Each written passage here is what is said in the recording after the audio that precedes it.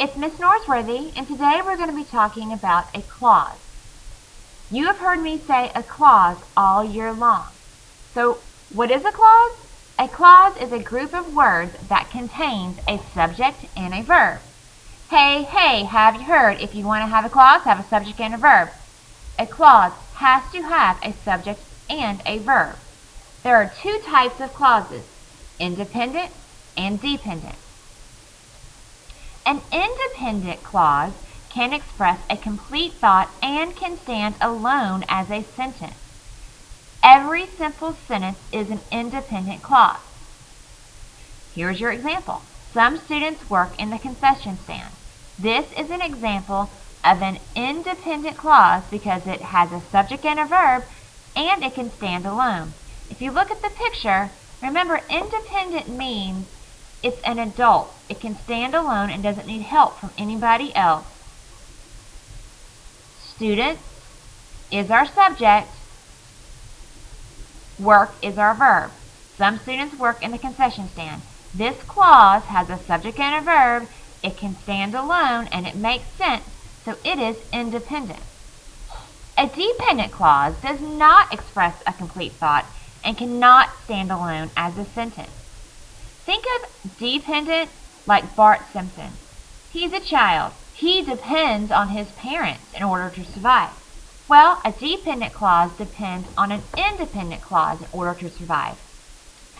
A dependent clause does not make sense, but it still has a subject and a verb. Here is our example. Because they care about helping students. Well, we have our subject and verb, but there's a word in here that is making this whole clause dependent. Can you guess what word it is? If you said the word because, you are absolutely correct. The word because is not making this sentence make sense. It is hindering it or stopping it from making sense. Can you guys remember what the word because is? Think back to 5th grade. It's a type of conjunction. Now, when a dependent clause and an independent clause come together, it makes a family or a complex sentence. Again, an independent clause is a complete sentence. A dependent clause is not a complete sentence. It needs help from a complete sentence to make sense. A dependent clause will contain a subordinating conjunction. A subordinating conjunction will make any clause dependent. Here are some common subordinating conjunctions. There is a long list. If you add any of these subordinating conjunctions to an independent clause, the clause automatically becomes dependent. Here are some examples. When Mr. Jones yelled, what word is making that clause dependent? If you said the word when, then you are right. This is our subordinating conjunction. This is our subject, and this is our verb. Mr. Jones yelled is a complete thought, but once we added that subordinating conjunction, the whole clause then becomes dependent. Let's look at number 2. I enjoy the opera. We have a subject. We have a verb. Does it make sense on its own? I enjoy the opera?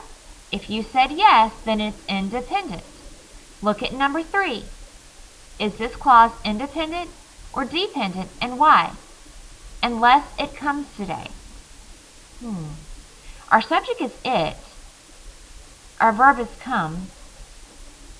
But this word right here, unless, is our subordinating conjunction, and it is making this entire clause dependent. Same thing with number 4. Although I lost the library book. Well, I lost the library book makes sense on its own, but once we added that subordinating conjunction, the whole clause becomes dependent.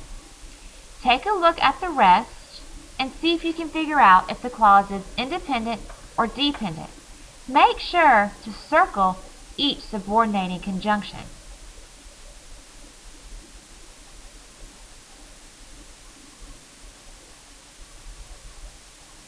And here are your answers. Subordinating conjunction. Subordinating conjunction. All I'm doing is circling them so you can see that it automatically makes the clause dependent.